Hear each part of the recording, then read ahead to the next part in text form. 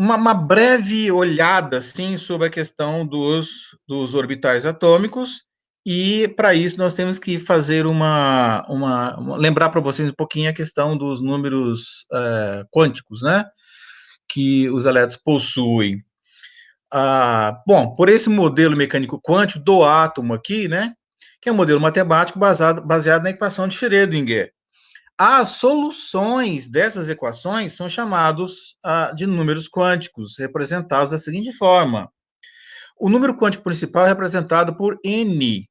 Ele toma valores tipicamente de 1 a 7. E o que eles indicam para nós? O número quântico principal indica o nível de energia, indica o nível de energia do que aquele orbital vai ter, né? Aquele elétron vai ter no orbital. E também indica o seu tamanho, indica o quanto esse elétron está afastado do núcleo, tá? Então, nós temos o do 1, por exemplo, os elétrons no nível 1, eles estão mais próximos do núcleo do que aqueles que estão na camada 7, tudo bem?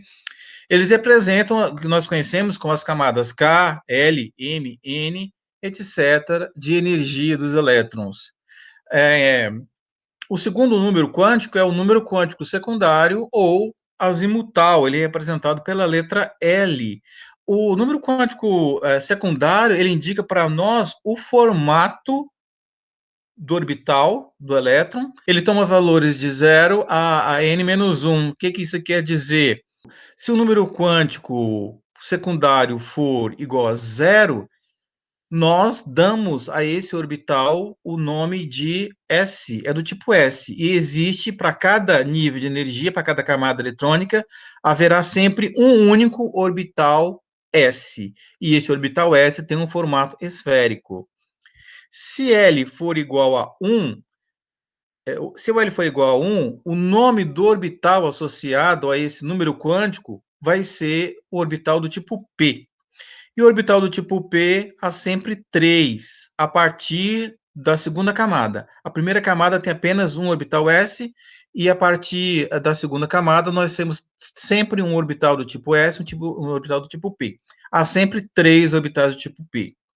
Quando L assume o valor 2, L igual a 2, o orbital vai ser chamado de D, orbital D. E há sempre 5 orbitais do tipo D orientados, né, adequadamente no espaço, afastados entre si. Quando L, o número quântico secundário, assume o valor 3, o orbital vai ser chamado do tipo F. O orbital do tipo F, na verdade, são 7. Existem 7 orbitais do tipo F.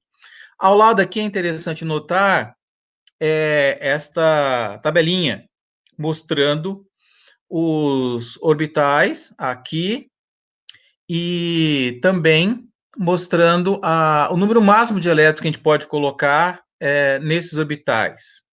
Como eu falei para vocês, o número quântico principal são as camadas de energia. Um outro termo que nós usamos para o número quântico secundário é a subcamada de energia, ou seja, cada camada possui determinada energia, e dentro da camada nós temos subcamadas de energia que nós chamamos de orbitais. O que é um orbital? O orbital é uma região do espaço onde há maior probabilidade de se encontrar o elétron. Tipicamente, os cálculos são feitos de forma que, dentro daquele desenho, né, que vai ser feito os orbitais S, P, D e F, admite-se que há 90% de probabilidade de encontrar o elétron naquele espaço e 10% de probabilidade de encontrar eles em outros locais. É importante frisar que, no caso aqui, para a subcamada S, nós podemos colocar apenas 2 elétrons, porque existe sempre uma única subcamada S, e para cada orbital nós podemos colocar apenas 2 elétrons, com spins invertidos. Para a camada P, subcamada P, nós temos 3, na verdade, subcamadas P por nível aqui. Bom, se cada orbital, ele pode conter 2, e são 3, 3 vezes 2, 6. Então, os 3 orbitais podem conter um total de 6 elétrons. Quando nós chegamos aqui na subcamada D, tem 5 orbitais D sempre. Cada orbital pode conter 2 elétrons. 5 vezes 2 vai dar 10 elétrons. E, finalmente, nós temos a subcamada, né, o orbital do tipo F, que, na verdade, são 7. Existem 7 orbitais do tipo F sempre, e eles podem conter um total, né, são 7 orbitais, 7 vezes 2, 14. Então, para o F, um total de 14 elétrons no total. Nós temos depois o número quântico magnético. O número quântico magnético, ele assume valores de número quântico ali L a L mais 1, tudo bem?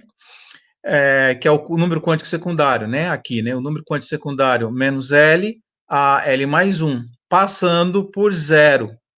Então, ele pode ser 0, menos 1, menos 2, ou pode ser 0, mais 1, mais 2. E o que eles vão indicar? Eles vão indicar a orientação espacial do orbital. Nós vamos ver um pouquinho mais as figuras para entender um pouquinho isso daí. E, finalmente, o número quântico de spin. Também, gente, isso daqui é apenas um resumo do conteúdo. Vocês têm os livros disponíveis. Vocês podem também, tranquilamente, ir no Google e outro buscador aí, ou no YouTube, buscar um pouquinho mais de informação. Aqui um resumo rápido, vocês sabem. Existe aquela limitação de preparar um material que seja mais conciso possível para vocês. Muitas vezes você não está entendendo agora, mas faz aquele esforço de fazer a sua pesquisa ali e verificar os detalhes, tá bom? Desculpe qualquer erro, vocês podem me corrigir depois, né? São muitas coisas para serem faladas aqui, eventualmente a gente pode confundir alguma coisa, não tem problema, vocês podem questionar ou corrigir. Finalmente, nós temos o número quântico, nós chamamos de spin, QMS,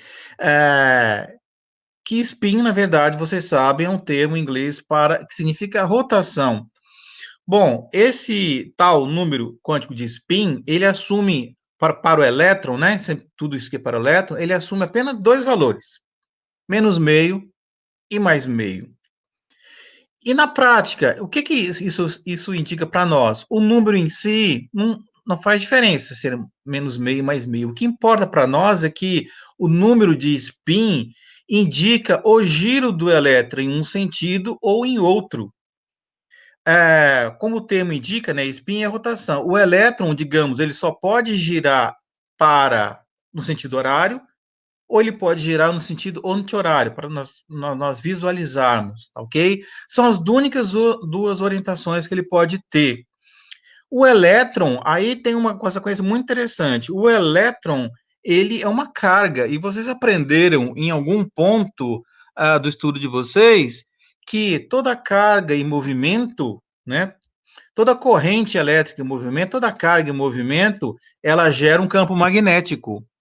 Bom, se o elétron gira, né, imagine ele girando, né, como a Terra, no sentido horário, sentido anti-horário, o que vai acontecer? Como ele é uma carga, ele está girando, ele vai criar um campo magnético. Qual é a consequência que nós temos? Todo elétron é um ímã.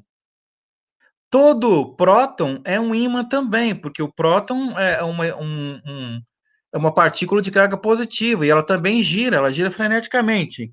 E, portanto, ela é uma carga em movimento, ela vai gerar um campo magnético também. Mas voltando aqui ao elétron, o elétron gira, né? É uma velocidade também, uma coisa absurda. Mas, portanto, como ele gira, ele vai criar um campo magnético. Nós falamos um pouquinho ali atrás que em cada orbital nós podemos colocar apenas 2 elétrons. Em cada região do espaço onde há maior probabilidade de contar um elétron, nós podemos colocar apenas 2 elétrons neste local, tá bom? Isso por quê? Isso ainda sendo que eles precisam ter spins contrários. Agora faz sentido. Por que eles têm que ter spins contrários? Spins, para nós, indica rotação. Rotação de uma carga negativa indica a formação de campo magnético. Como para estar no mesmo orbital, eles precisam ter spins contrários, significa que vão ser gerados dois campos magnéticos de polos invertidos. Então, um vai girar e vai ter o polo norte para cima e o polo sul para baixo. O outro vai girar ao contrário, vai ter o polo sul para cima e o polo norte para baixo. O que vai acontecer? Vai haver uma atração magnética entre os elétrons, né? A natureza é muito sábia. Elétrons se repelem eletrostaticamente, mas se você colocá-los em um orbital e eles girando em spins contrários, essa repulsão vai ser diminuída, porque vai haver uma certa atração magnética quando eles giram ao contrário, né? Pouco se fala disso para vocês, é uma coisa importante, importantíssima. É por isso que um orbital não se pode ter 3 elétrons, por exemplo, 4 elétrons também, porque as combinações possíveis de giro levaria sempre a repulsões. Então, haveria repulsão eletrostática e haveria também a repulsão magnética, tá bom? Guarda essa informação aí. De tudo que foi falado, vamos ver então. Se nós estamos com um número quântico principal igual a 1, tá? Ou seja, nós estamos falando da camada 1 e na camada K. Então, o número quântico secundário, né, que é o L, ele assume o valor de zero, né? Isso aqui é orbital, zero. E o número zero para o número quântico secundário equivale ao orbital do tipo S. Como é a camada de energia 1, vai ser um orbital do tipo 1s. Agora nós passamos para a camada 2 eletrônica, né? Camada L. Se quando nós estamos na camada 2L, o valor do número quântico secundário, L, ele pode ser zero, que equivale ao orbital 2s, ou L pode assumir o valor 1, que equivale aos orbitais do tipo 2p, que são 3 orbitais, na verdade. Parece que um trava-língua, né? Embola a cabeça da gente, mas vocês revêem isso daí, mas não precisa decorar nada disso, não. Bom, se nós estamos na camada agora, na terceira camada de energia, o L, o número quântico secundário, ele pode assumir o valor zero, portanto, um orbital do tipo 3s. Ele pode também assumir o valor do número quântico secundário igual a 1. 1 equivale, é sinônimo de orbital p. Como aqui a camada de energia é 3, então a subcamada P vai ser chamada de 3P. E pode também assumir, o número quântico secundário pode assumir o valor 2. Para 2 é dizer que nós temos a subcamada D no nível 3, e são sempre 5 orbitais, né? E continuando aqui, se nós estamos na quarta camada de energia, o número quântico secundário pode assumir o valor também, pode assumir o valor 0, que equivale ao orbital 4s, tem apenas um orbital, né? Sempre um orbital S apenas. Nós temos 3 orbitais do tipo 4p, nós temos 5 orbitais do tipo 4D, né? Lembrando aqui de novo, porque isso aqui, 4 é a quarta camada de energia, D é o número quântico secundário quando o número quântico assume o valor 2, e tem sempre 5 orbitais do tipo D, né? Na camada que ele pode existir. Finalmente, L, o número quântico secundário, pode assumir o valor 3. O L igual a 3 equivale a idêntico a dizer que a subcamada é do tipo F. Como nós estamos no quarto nível, vão ser 7 orbitais do tipo 4F. Tudo bem? De novo, isso daqui é apenas para fazer uma pequena revisão, não é para vocês decorarem isso de cá, é apenas para dar uma luz na linguagem que nós vamos utilizar um pouquinho mais para frente. Realmente gosto muito dessa imagem que permite que a gente tenha uma visão, né, digamos assim, do formato, da cara desses orbitais. A gente fala muito, né, nos orbitais S, P, D e F, mas como eles são? Então, essa figura eu acho muito fantástica. Então, nós temos aqui as subcamadas, né, os números quânticos secundários, né, como está mostrado aqui, o S, o P, o D e o F. Os orbitais S são sempre do tipo, são únicos apenas. Aqui nós tá mostrando para vocês também a orientação segundo os eixos cartesianos, né? X, Y, Z, e ele vai ser sempre uma esfera. Essa esfera tem como centro aqui o núcleo. Quando nós passamos para os orbitais P, eles são sempre, a subcamada P é constituída sempre de 3 orbitais. Aqui estão mostrados esses 3 orbitais.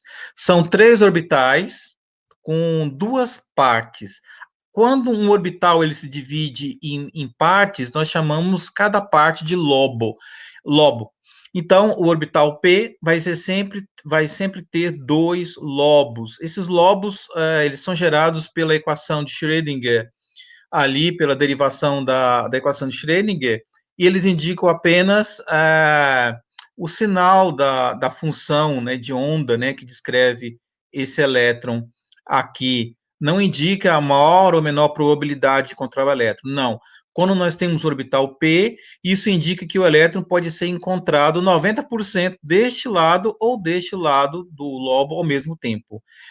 Exatamente aqui no centro, né, dos eixos, a probabilidade de encontrar o elétron no orbital P é 0, e ela vai crescendo na medida em que o elétron se afasta do núcleo. Não imaginem, gente, que o elétron seja uma bolinha e essa bolinha fica quicando aqui dentro desse orbital P. Não. Quando nós entramos digamos assim, na conceituação de orbital P, nós estamos entendendo o elétron como sendo uma onda. Como foi mostrado para vocês em algum momento, o elétron tem uma característica dual, né?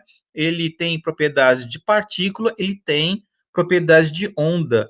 Quando nós analisamos o elétron do ponto de vista de ondas, nós falamos em termos de orbitais, tá? Esqueçam o elétron como partícula quando você fala de orbital. Quando nós falamos de orbital, o elétron em si, ele está se comportando como uma onda 3D, né? E essa onda 3D, ela tem este formato, ou tem este formato, ou tem estes formatos aqui do tipo D e do tipo F. Então, de novo, não imagine que o elétron é uma bolinha que fica correndo aqui dentro para lá e para cá. Não é isso.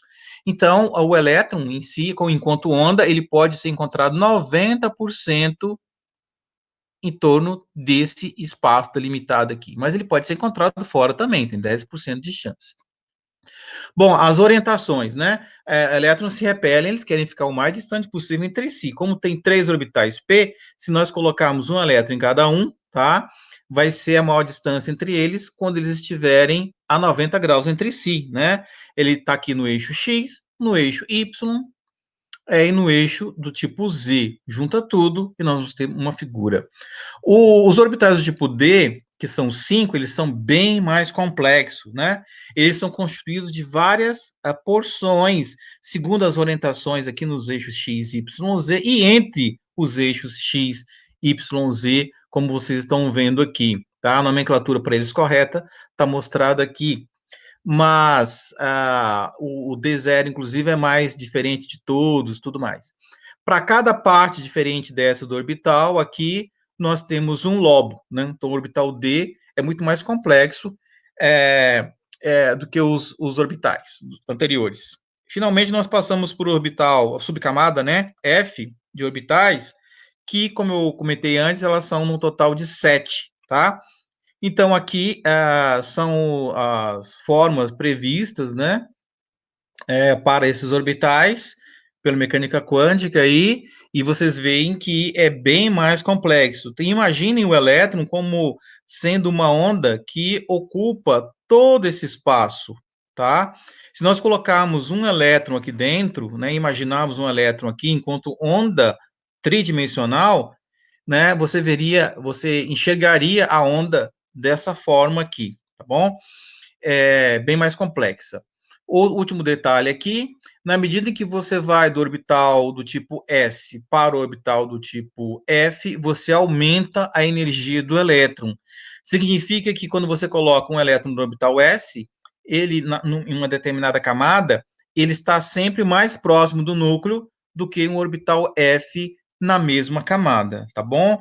E tipo assim, quanto mais complexo ficarem os lobos, o formato do orbital, maior energia vai ter o elétron, né? Reparem, olha, o orbital do tipo S, que é sempre esférico, o orbital do tipo P, que sempre tem esse formato, os orbitais do tipo B, D, e orbital do tipo F. Quanto mais complexo para uma mesma camada de energia, maior energia do elétron que está presente ali. Isso daqui é uma imagem, é uma outra forma de verificar esses orbitais, os formatos.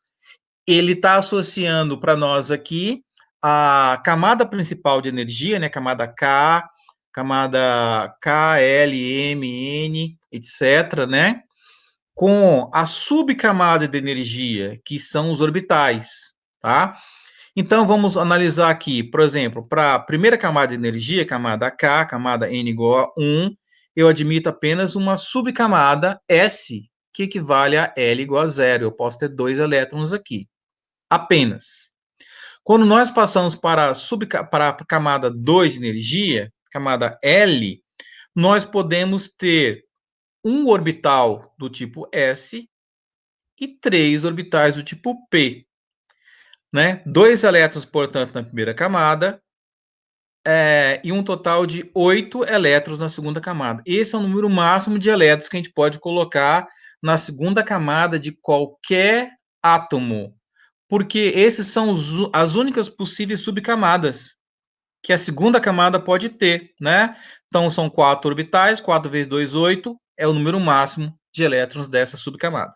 Se nós passarmos aqui para a camada 3 de energia eletrônica, ela vai poder ter um orbital do tipo S, três orbitais do tipo P, né, orientados nos eixos ortogonais ali, e nós vamos poder ter até 5 orbitais do tipo D, tá?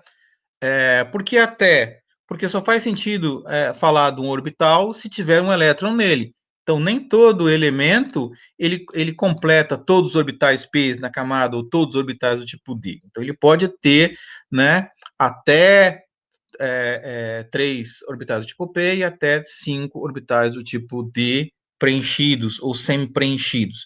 Bom, vamos lá então. Nós temos 1, 2, 3, 4, 5, 6, 7, 8, 9 orbitais. Cada orbital cabem no máximo 2 elétrons, 2 vezes 9, 18. Então, a quantidade máxima de elétrons em qualquer camada 3 de qualquer átomo é um total de 18 elétrons, é o máximo. Eu posso ter menos elétrons do que o máximo? Obviamente, posso ter. Eu não posso jamais ter mais. Ah, professor, por que eu não posso ter mais elétrons do que o máximo permitido? Porque você não tem mais orbitais locais do espaço para esse elétron ocupar. Então, a mecânica quântica proíbe que você coloque mais elétrons do que a camada máxima. Quando nós passamos para as camadas, para a camada 4 ali, nós aumentamos bastante a capacidade desses elétrons, né, de ocuparem os espaços. Então, nós vamos ter aqui um total de 32, uma capacidade de 32 elétrons para essa camada aqui, tá bom? E assim sucessivamente, tá? Com alguma variação.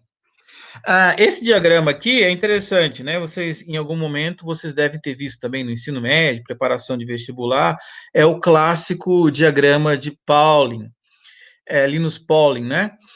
O que nós... É interessante porque ele é um resumo do que nós fizemos até agora. Aqui nós temos o número quântico principal, que indica o nível de energia, né? Camada K, L, M, N, O, P e Q, tá bom? Que equivalem aos períodos da tabela periódica, né? Primeiro período, segundo período, terceiro período e assim sucessivamente. Nessa região aqui são mostrados os possíveis subníveis, né? As subcamadas, o número quântico secundário, que cada camada, que cada nível de energia eletrônica pode ter. E no final aqui, indica para nós o número máximo de elétrons por cada nível de energia em função das subcamadas de energia, subníveis, né? Subcamadas de energia que ele pode ter, tá bom? E aqui o número máximo de elétrons por cada subcamada de energia, que nós já falamos para vocês, né? Orbitais do tipo S, P, D e F. Então vamos lá.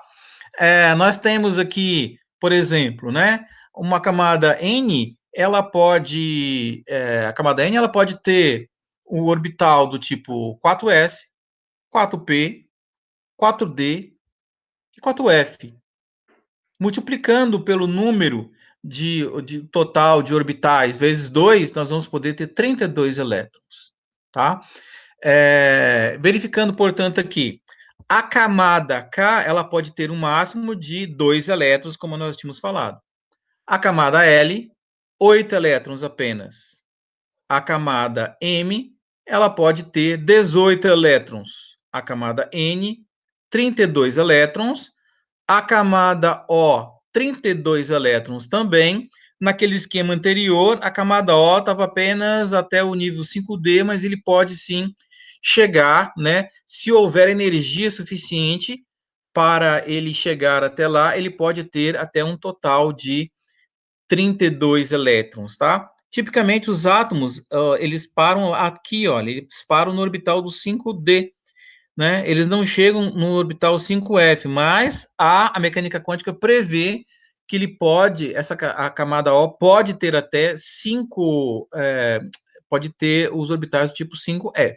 Mas tipicamente, tá vendo nesse triângulo aqui, é onde a maioria dos elementos químicos está situada.